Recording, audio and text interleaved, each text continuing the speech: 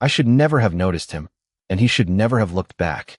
That was the thought I would remember months later whenever someone asked how a woman like me ended up standing beside a man everyone else crossed the street to avoid. My name is Emily Carter. I was 27 years old, working evening shifts at the Sterling Hotel in Manhattan while finishing my nursing degree, and that Friday night was supposed to be painfully ordinary. Serve champagne. Smile at wealthy strangers. Make enough in tips to cover my electric bill. Go home. Instead, at exactly 10:47, I carried a silver tray into the hotel ballroom and saw Alexander Hayes for the first time. I did not know his name then.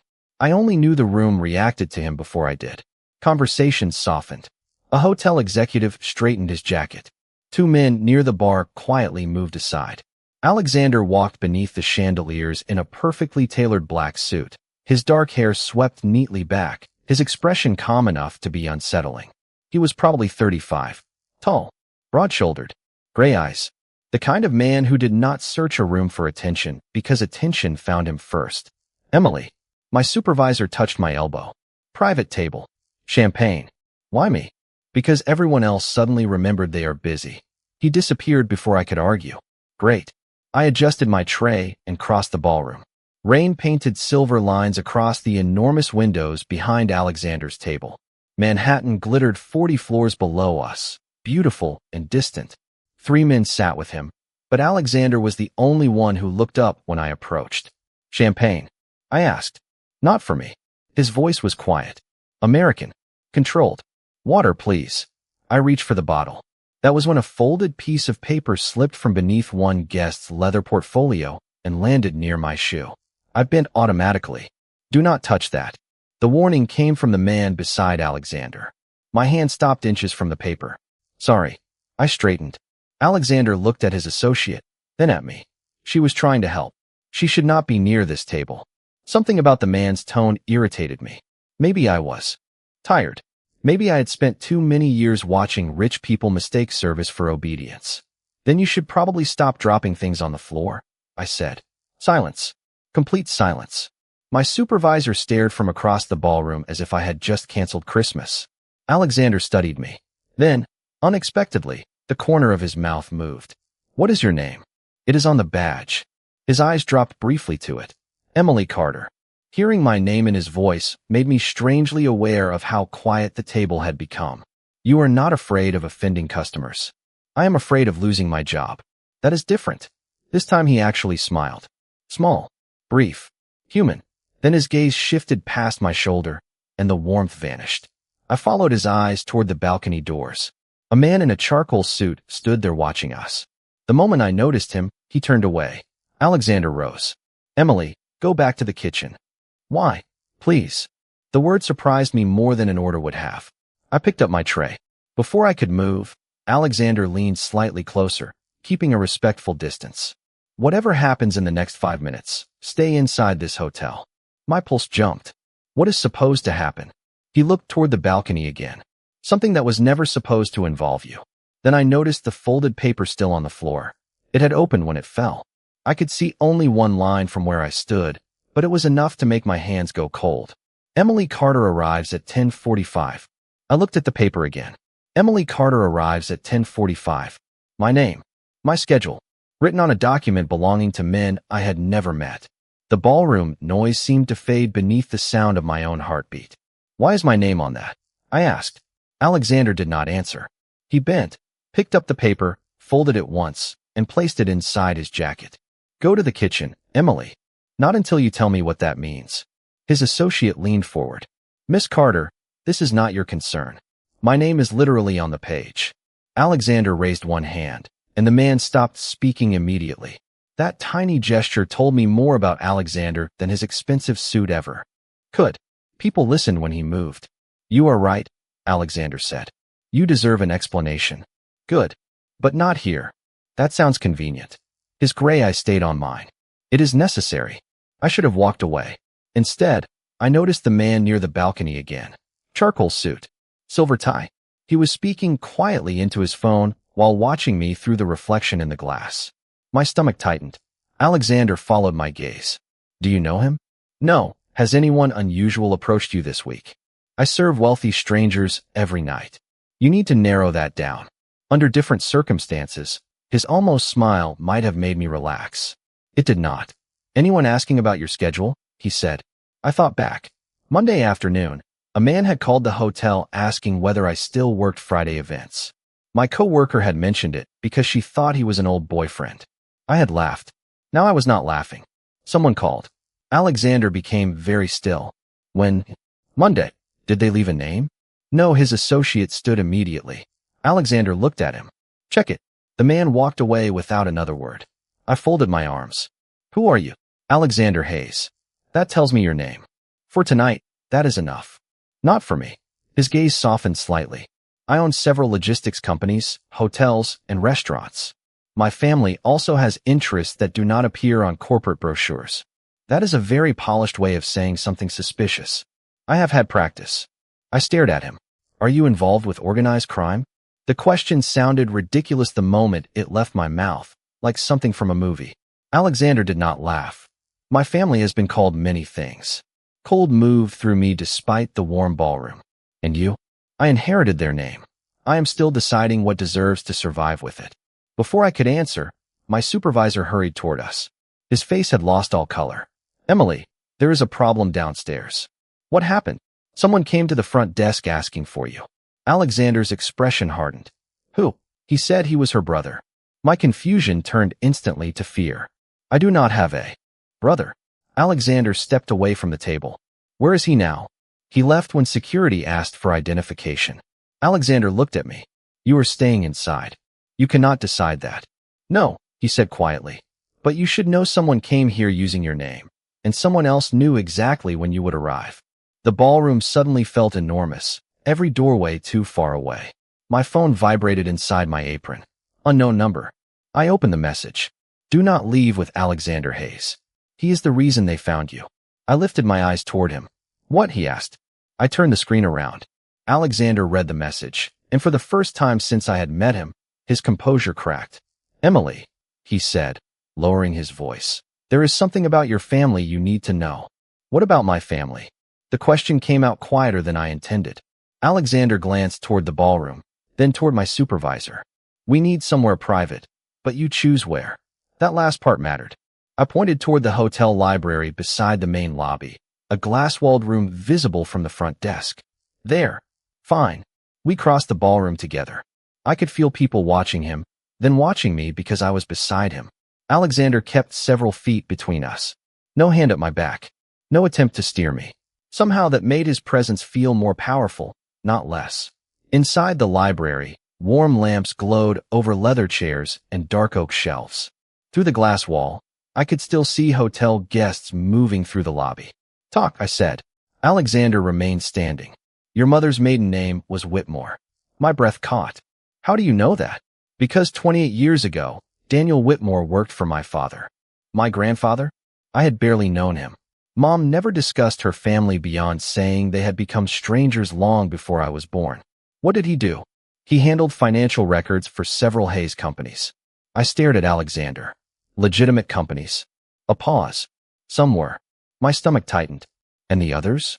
Were connected to the part of my family I am trying to dismantle. Rain whispered against the library windows. Why? Would that have anything to do with me? Daniel kept copies of certain records. When he disappeared from my father's world, everyone assumed he had destroyed them. Disappeared? He left. Changed cities. Cut contact. He wanted your mother away from us. I searched Alexander's face for deception. Nursing school had taught me to watch people when they were frightened or hiding pain. Breathing. Hands. Eyes. Alexander's breathing remained measured, but his right hand tightened once beside his coat. He was controlled, not comfortable. You knew about me before tonight, I said. I knew Daniel had a granddaughter named Emily. I did not know you were that Emily until I saw your full name on the paper. Who wrote it? I do not know yet. That is difficult to believe from a man everyone seems afraid to disappoint. His expression changed. Fear is efficient. It is not the same as knowing everything. My phone vibrated again. Another unknown message. Ask him what happened on October 17th. I showed Alexander. The color seemed to drain slightly from his face. What happened? I asked. Emily. No. You said I deserved an explanation. He looked through the glass wall toward the lobby. October 17th was the day your grandfather came to see me. When? 6 years ago. I froze. My grandfather died 6 years ago. I know. You met him before he died? Yes. Why? Alexander reached slowly inside his jacket. I tensed, but he only removed an old white envelope, worn soft at the corners. My name was written across the front in handwriting I recognized from birthday cards stored in my mother's closet. Emily Carter. He gave me this, Alexander said. I could not take my eyes from it. Why do you have a letter from my grandfather? Because he made me promise not to find you unless someone else started looking first. The room suddenly felt colder. And now someone is looking. Yes. For what? Alexander held out the envelope, but did not move closer. I took it. Inside was a single handwritten page and a small brass key taped carefully beneath the fold.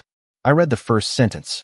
Emily, if a man named Alexander Hayes gives you this letter, then the past I tried to bury has finally reached you. My fingers trembled. I kept reading until one line stopped me completely. Trust Alexander only if he gives you the choice to walk away. I looked up. Alexander had already moved toward the library door. Where are you going? I asked. His hand rested on the handle. Your grandfather gave you a test for me. He opened the door. So I am giving you the choice. I watched Alexander open the library door, and something inside me resisted the easy answer. Walking away would have been sensible. I could call a cab, go home, lock my apartment door, and pretend my grandfather had never placed a brass key inside a letter meant for a future he somehow expected. But sensible had stopped being available the moment I saw my name on that paper. Wait. Alexander stopped without turning around. I am not leaving, I said. Not yet. He looked back at me. That is your decision. Yes. And I want you to remember that. I will. I unfolded my grandfather's letter again. Most of it was painfully ordinary. He apologized for missing birthdays. He wrote about my mother, about mistakes that pride had allowed to become permanent. Then the tone changed. He described a private deposit box maintained through an old Manhattan trust company. The brass key opened it. What mattered was not money, he wrote, but records he had preserved because powerful people once believed silence could erase responsibility. Do you know which trust company? I asked. No, you expect me to believe that. Your grandfather did not trust me with everything. Did that bother you? Alexander leaned against the doorframe. At 29, yes. Now I think it was one of his smarter decisions. I studied the key.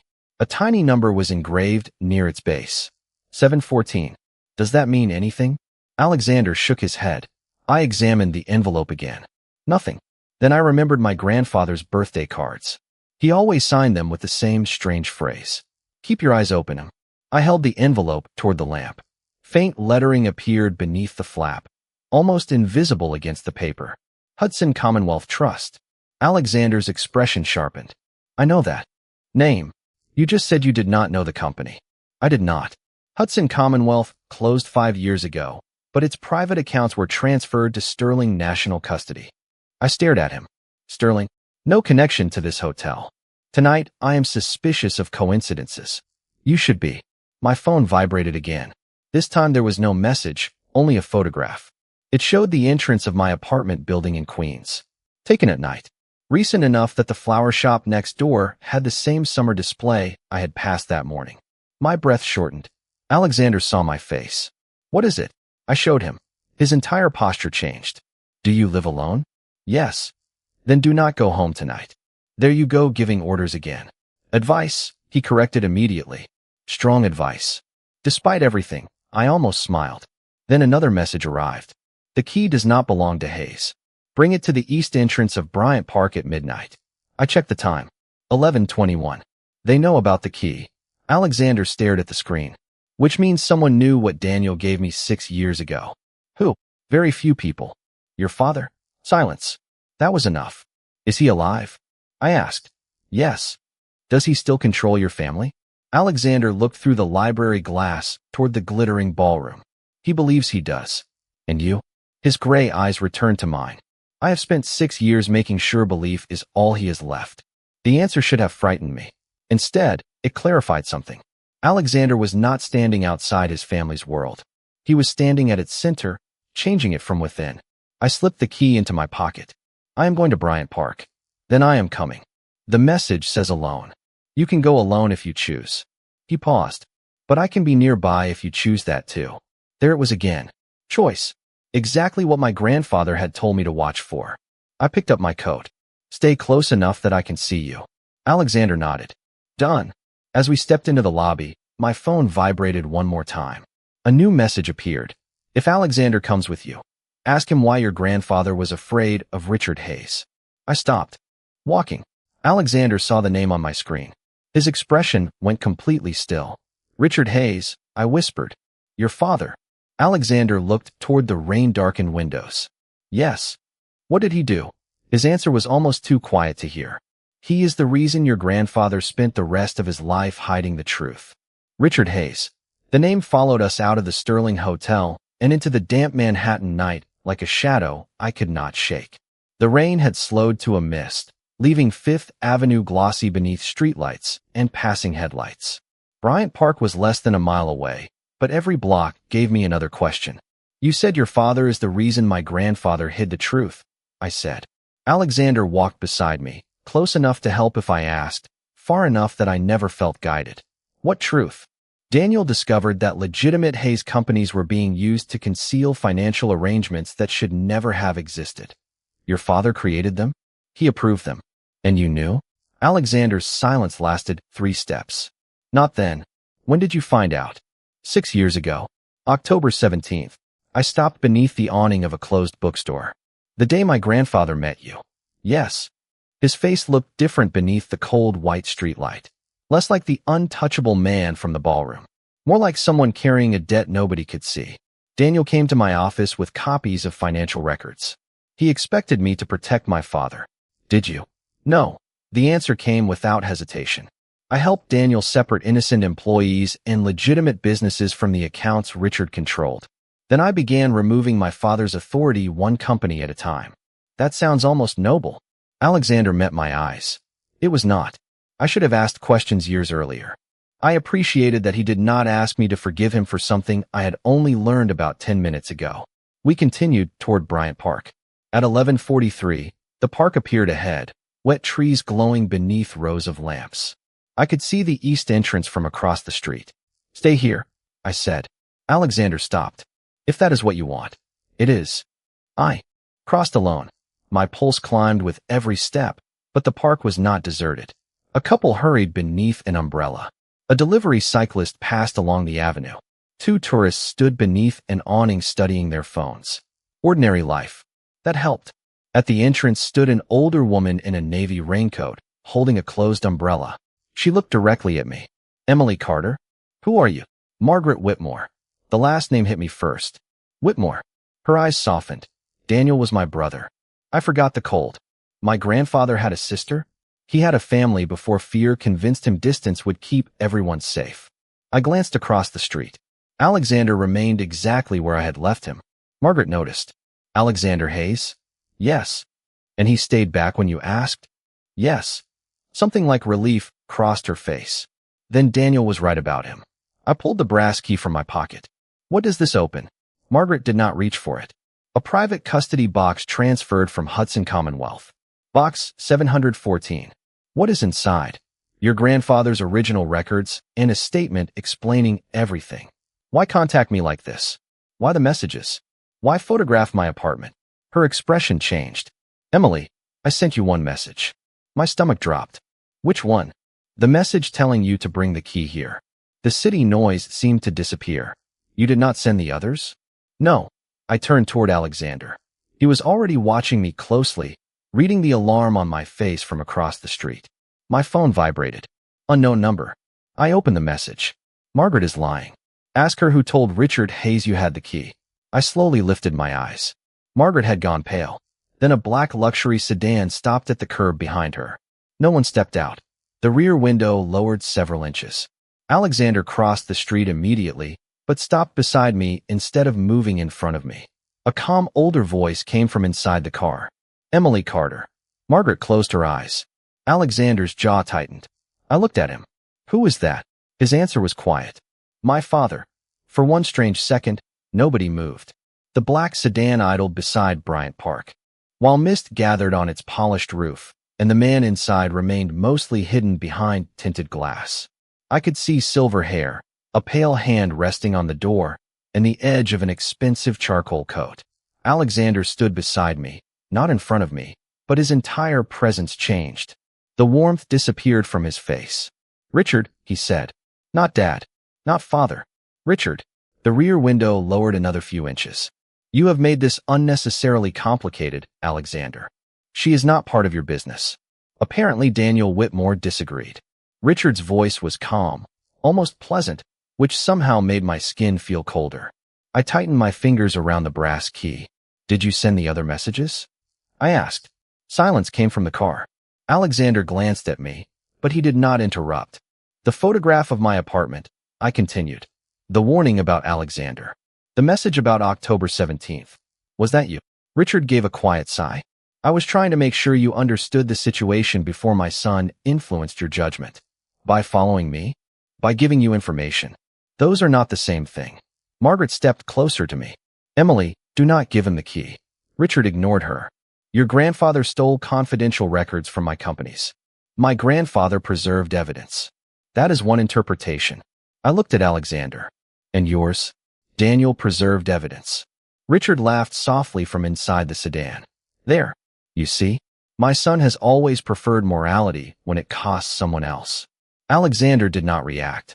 "The companies are mine now, Richard, because I built them, and I spent 6 years separating them from everything you corrupted." The words were quiet. No threat. No performance. Just fact. Richard finally opened the door and stepped onto the sidewalk. He looked to be in his late 60s, tall like Alexander, with the same gray eyes but none of their warmth. 2 men remained near the sedan, several feet away, hands visible, saying nothing. Richard looked at me. "Miss Carter, that key opens records capable of damaging hundreds of people who had nothing to do with your grandfather's dispute. Then the records should be reviewed carefully." "By whom?" "Someone independent." His eyebrows lifted. "You believe the world works that cleanly?" "No. I work in a hotel while studying nursing. I know exactly how messy people are." Margaret almost smiled. Alexander did. Richard did not. "Give me the key," he said. "I will guarantee your education is paid for. Your student loans disappear. You can finish school without another night carrying trays." For one embarrassing heartbeat, I imagined it. No overdue electric bills. No 12-hour shifts after clinical rotations. No calculating groceries in the checkout line. Then I remembered my grandfather's letter. Choice. That was the test. No. Richard studied me as though the word belonged to a language he rarely heard. "Think carefully." "I am." I slipped the key back into my pocket. "My grandfather spent years protecting this. I am not trading his reasons for an easier tuition payment." Richard turned toward Alexander. "And you are allowing this?" Alexander's expression became almost sad. "You still do not understand." "Understand what?" "There is nothing for me to allow." The words landed harder than any display of power could have. Richard looked between us. For the first time, uncertainty entered his face. Then Margaret's phone rang. She answered, listened for several seconds, and looked directly at me. "The custody office closes private overnight access at 1 in the morning." I checked the time. 12:17. 43 minutes. "Then we go now." Richard smiled faintly. "You may want to reconsider that." "Why?" He looked at the key in my pocket. "Because box 714 was accessed yesterday." Margaret went completely still. "That is impossible." Richard's eyes returned to mine. "Someone already knows what your grandfather left you." "Then tell me how you know that." My voice cut through the silence before Richard could turn away. He looked at me with the patient expression of a man accustomed to answering only the questions he considered useful. "I still receive certain reports." "From a company Alexander controls?" I asked. Alexander's eyes shifted toward his father. Richard's faint smile disappeared. "That is not relevant. It became relevant when you knew about a private box that supposedly belonged to my grandfather." Margaret stepped beside me. "Emily is right. Access records are confidential." Daniel named one beneficiary. "Me," I said. "Exactly." Margaret pulled out her phone and called the custody office while Alexander remained focused on Richard. "Who inside Sterling National Custody reports to you?" Alexander asked. "You dismantled my authority, remember?" Richard replied. "Apparently not all of it." There was no anger in Alexander's voice. That made the words feel heavier. Margaret ended the call. The box was not opened, she said. Richard's face changed for barely a second, but I caught it. Nursing school had trained me to notice small changes when people try to hide discomfort. A pause in breathing. A tightening around the eyes. Richard had expected us to believe him. What did they say? I asked. Someone attempted beneficiary access yesterday using identification under your name. The request failed because they did not have the original key. I touched my coat pocket. So Richard lied. Or he was lied to, Alexander said. I looked at him. He was giving his father an explanation he had not earned. Not forgiveness. Accuracy. Somehow that distinction mattered. Richard turned toward his sedan. You are wasting time. No, I said. You are. He stopped. You wanted me frightened enough to hand over the key without checking your story. Richard looked back at me. You think one successful question makes you prepared for this world. I think your world depends on people being too intimidated to ask a second one. Alexander lowered his gaze for a moment, hiding what looked suspiciously like pride. Richard did not answer. I checked the time. 12:24. We have 36 minutes. Margaret's car was parked nearby, but Alexander suggested we take a licensed cab instead of any vehicle connected to either Hayes. I agreed. That decision seemed to irritate Richard more than anything else. 10 minutes later, the three of us entered Sterling National Custody on East 42nd Street. The building was narrow, quiet, and almost aggressively ordinary. No marble palace. No mysterious underground chamber. Just fluorescent lights, security cameras, and a tired night manager who carefully checked my identification twice. Alexander waited behind the public access line. Only the beneficiary can enter, the manager said. Good, I replied. Alexander gave me a small nod. Your choice. I followed the manager through two secured doors into a private viewing room. Box 714 sat on the table. The brass key turned smoothly. Inside was a leather folder, an old flash drive, and a photograph of my grandfather standing beside a much younger Alexander. I opened the folder. The first page contained my grandfather's handwriting. Emily, if you are reading this, then Alexander kept his promise and Richard failed to take your choice away. My throat tightened. Beneath the letter was a list of company accounts and a notarized statement. Then I noticed something else. A second photograph. Margaret stood beside my grandfather outside a courthouse. Between them was the man from the Sterling Hotel balcony, the one in the charcoal suit who had watched me before disappearing. Written across the back were 6 words. Thomas Whitmore knows where everything began. My heart stopped. Whitmore. I rushed back into the lobby holding the photograph. Margaret saw it and went pale. Who is Thomas? I asked. She did not answer. Alexander looked from her to the photograph. Margaret. Her eyes filled with something I had not seen before. Guilt. Thomas is my son, she whispered. I remembered the man at the balcony. The anonymous messages. The person who knew my schedule. Your son has been following me. Margaret closed her eyes. Yes. Why? She looked at the folder in my hands. Because Thomas believes your grandfather trusted the wrong Hayes. Alexander became completely still. Which one? Margaret looked past him toward the glass entrance. A man in a charcoal suit had just stepped inside. Not Alexander, she said. His mother. The man in the charcoal suit stopped just inside the entrance, rain shining across the shoulders of his coat. Thomas Whitmore looked older up close than he had from across the Sterling.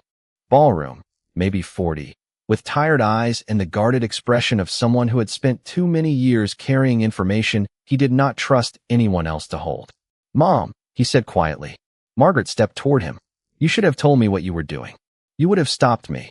Yes. Thomas looked at me. Emily, I am sorry about the photograph of your apartment. You should be. I needed you to understand that someone could find you. So you proved that by finding me? He lowered his eyes. It made sense when I planned it. That does not make it right. No. Alexander remained several feet away, silent. I turned the second photograph over in my hand. What does his mother have to do with this? Thomas looked at Alexander. Her name was Catherine Hayes. Alexander's expression changed at the word was. My mother died 12 years ago, and 6 years before that. She helped Daniel Whitmore discover the accounts Richard was hiding. Alexander stared at him. That is impossible. Why? Because my father told me she knew nothing about the business. Thomas gave a sad smile. Richard told everyone that. I looked at Margaret. Did my grandfather know Catherine? Very well, she said. She was the first person inside the Hayes family who believed him. Alexander moved toward the nearest chair and rested one hand against its back. For the first time all night, he looked less powerful than human. My mother spent her last years telling me my father was not the man I thought he was, he said. I believed she meant their marriage. Thomas shook his head. She meant everything. I opened my grandfather's folder again. Near the back was a sealed envelope I had overlooked. Alexander Hayes was written across it. I held it toward him. This belongs to you. He did not take it. Your grandfather left that box to you, and he wrote your name on this. Alexander looked at me for several seconds before accepting the envelope. His hands were steady until he unfolded the letter. Then his thumb stopped against the paper. What does it say? I asked. He swallowed. Catherine gave Daniel the first account numbers. She asked him to preserve them until I was old, enough to choose what kind of man I wanted to become. Silence filled the small lobby. She knew you might change things, I said. Apparently she hoped I would. Then she trusted you before you trusted yourself. Alexander looked down at the letter. I had watched wealthy executives obey him without hesitation. I had watched Richard try to bargain with him and fail. Yet one page written by two people who were gone had reduced all that authority to something simpler. A son learning who his mother really was. Thomas reached into his coat and removed his phone. The anonymous messages were mine except the one telling Emily to bring the key to Bryant Park. My mother sent that one. Margaret nodded. And Richard knew about the key because he still has someone inside the custody company. Alexander looked at Thomas. Can you prove that? Daniel could. Thomas pointed toward the flash drive in my folder. Everything is there. I closed the folder. Then nobody opens it tonight. All three looked at me. Tomorrow morning, it goes to an independent attorney. The records get reviewed legally. Anyone innocent stays protected. Anyone responsible answers through the proper system. Thomas frowned. Richard will try to interfere. Then we document everything. I looked at Alexander. Can you accept that? He did not hesitate. Yes. Even if it damages your family name? A name is not worth more than the truth. Thomas studied him, as if comparing the man in front of him with the warning he had carried for years. Then my phone vibrated. One final message appeared from an unknown number. I opened it. Emily, ask Alexander why he never told you he knew your mother. I slowly raised my eyes. Alexander had already seen my expression. What now? He asked. I turned the screen toward him. He read the message, and all the color left his face. Alexander stared at the message for so long that I stopped watching the phone and started watching him. His breathing had changed. Barely. One slower inhale. One pause before he looked at me. You knew my mother? I asked. Yes. The answer was immediate. How? She came to see me after Daniel gave me the records. 6 years ago? Yes. My mind raced backward through everything he had told me. My grandfather. October 17th. The envelope. His promise not to find me unless someone else started looking first. Why did you never tell me? Alexander folded his mother's letter carefully. Because your mother asked me not to. That sounds convenient. It does. He reached into his coat, then stopped. May I show you something? I nodded. He removed his phone and opened an old photograph. My mother stood outside a small diner in Queens, younger than I remembered her, beside Alexander. He looked 29, exhausted, almost uncertain. She knew about the records? I asked. Only enough to know Daniel had protected something dangerous to powerful people. She wanted you completely outside it. And you agreed? I promised her. Thomas stepped closer. That explains why you never contacted Emily. Alexander nodded. Her mother made me understand something Daniel had already tried to teach me. Protection is not ownership. If I filled Emily's life with guards, warnings, and people reporting every movement to me, I would only replace one kind of fear with another. I looked at the man I had first seen commanding a ballroom without raising his voice. So you stayed away. Until tonight. Because someone put my name on that paper. Yes. Who? Thomas raised his phone. I think I know. He showed us a photograph taken from the Sterling Hotel security footage. The associate who had dropped the paper at Alexander's table was speaking with Richard in the lobby earlier that evening. Alexander studied the image without visible anger. He wanted me to notice Emily. Margaret whispered, why? I understood before anyone answered. Because Richard wanted Alexander to lead him to the key. Alexander looked at me. And I did. No, I said. He underestimated something. What? Me. For the first time all night, The word did not feel defensive. It felt true. By 9 the next morning, the flash drive, Daniel's statement, Catherine's letter, and every message sent to my phone were in the hands of an independent attorney. Alexander provided company records without asking for immunity, favors, or control. Margaret gave her statement. Thomas gave his. I gave mine. Richard's influence did not vanish in one dramatic moment. Real life was not that convenient. There were lawyers, investigations, audits, and months of uncomfortable questions. But the silence ended. I finished nursing school 3 months later. Alexander came to graduation and sat in the back row where almost nobody noticed him. Afterward, I found him outside beneath a bright June sky. No black convoy. No entourage. Just Alexander holding 2 coffees. You remembered my order? I asked. 2 creams. No sugar. That is dangerously attentive. I have been accused of worse. I smiled. Coffee, he asked. Not a command. Not an assumption. A question. I took the cup. Coffee. We walked toward Central Park with the city moving around us.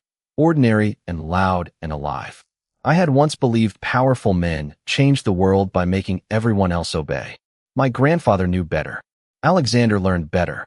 And somewhere between a brass key, an old promise, and one impossible night, so did I. The strongest kind of protection was never a locked door or a powerful name. It was standing beside someone when you could control their future and choosing instead to respect their freedom.